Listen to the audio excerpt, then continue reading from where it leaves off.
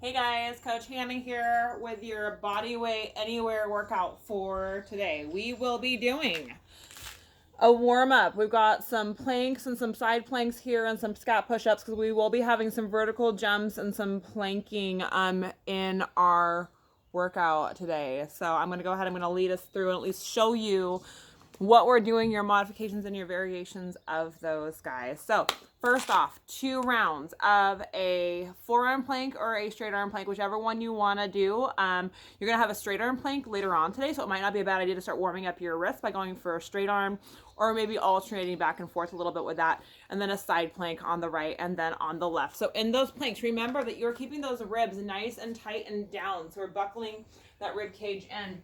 So when you're on your forearms and everything's nice and tight, do not sag those hips. Don't pike it up. We want to plant those fingers and then brace those ribs down, like almost crushing a can in between the pelvis and the bottom of the ribs and pushing away from the floor, either from your palms or from your forearms. You can also go to a knee if you want to. That's fine as well. Or you can go to a box if you want to bring the floor closer to you to make it a little bit easier. Second, we'll go to a side plank. So again, elbow, arm, whichever one you want, but plant that elbow down, drive the floor away. So I'm actively pushing into the floor. So I'm not sagging right here. I'm driving that floor down so you can see the difference in that. And then my arms here, I can look up, hips are stacked, belly is tight. Again, keep those ribs nice and tight, and that arm up and overhead or bring it down. If you need to, you can bring a foot to the front to help you stabilize or to the back. Either one's fine. But 30 seconds of each of those movements, followed by some scat push-ups. So, coming in, this is that active and inactive shoulder that I was talking about. So, spread those fingertips, put those feet out, belly again nice and tight, top of the plank position. You're going to relax the shoulders and then push the floor away. Relax, push. So we have an inactive and an active shoulder in each of those movements. We're just practicing that. No elbow bend, it's all in the shoulders. All right, so I don't want to see your elbows moving. Just push, bring it in, push, and bring it in. All right, squat with a reach. You have 10 of those squat push-ups, 10 of these squats with a reach. So feet underneath your hips. Chest is going to be high, again, belly tight. Send your hips back. You're going to reach yourself down to the bottom of the squat position.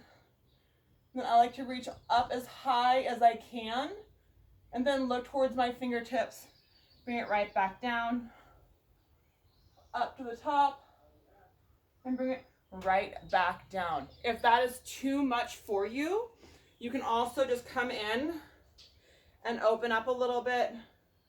We're just trying to warm up that middle, do a couple of pivots and twists, get those legs nice and ready. If none of that works for you, you are totally able to just come on down, do an air squat, drive it up, back down, and drive it back up for some air squats. All right, we're just trying to warm those shoulders up and get those legs warmed. All right, so 2 rounds of that, 30 seconds on each of the planks, 10 squat push-ups, 10 squat reaches for 2 rounds. Next, for actual conditioning, we have 3 to 4 rounds of 5 vertical jumps, a 30-second reverse plank, and then a 30-second straight arm plank for 3 to 4 rounds. So this would be kind of fun one to bring your kids in. A lot of them are missing their sports right now. Those vertical jumps are great for basketball, lacrosse, things like that. Even a lot of the shoulder stability stuff would be really great for those of you that have swimmers in your family. So I would definitely get them involved in this if you totally could. But vertical jumps. If you look, I have a beam here, but I'm going to actually try and reach to get up as high as I possibly can. But feet are going to be underneath my hips, kind of in my jumping position, and I'm going to come back and reach up for the ceiling. I don't want to so if you can jump really high, jump really, really high.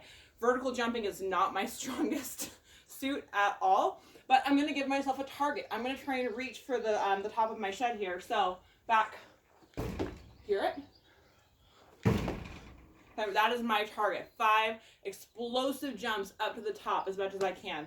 Then we have a 30-second reverse plank. Come on down to the ground. Elbows or forearms. Either one is fine. I'm going to extend my feet. I'm going to start off with that elbow plank first. So elbows underneath my shoulders, Belly's tight, drive through the heels, and hips to the sky and squeeze for 30 seconds.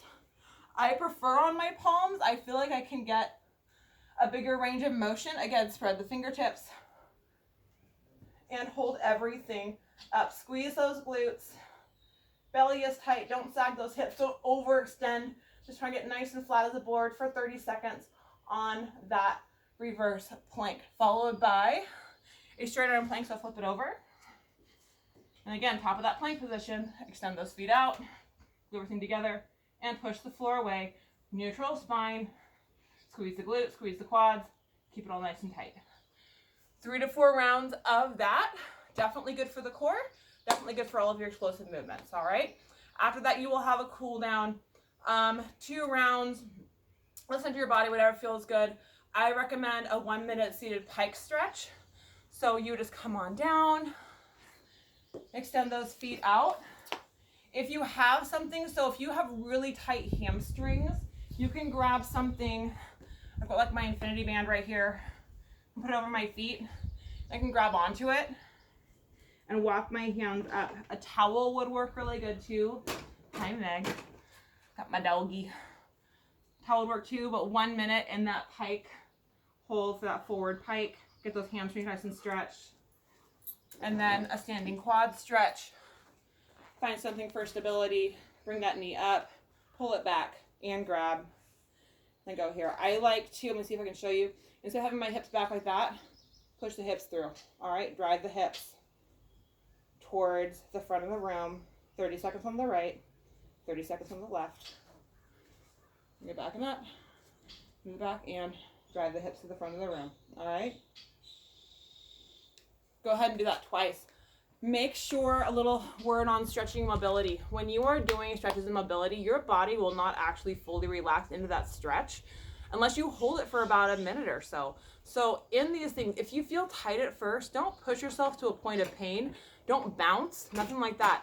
Let your body relax into the stretch. That's why we're doing this one twice. The first time you might be a little bit tight. So go ahead and get into it, get comfortable, understand the movements. And then for that second round, go ahead and breathe, exhale, and see if your body will let you and give you more of a stretch in those hammies and in those quads. And that is your body weight for today. It's a beautiful day. Get out in the sunshine. All right. Peace out, guys.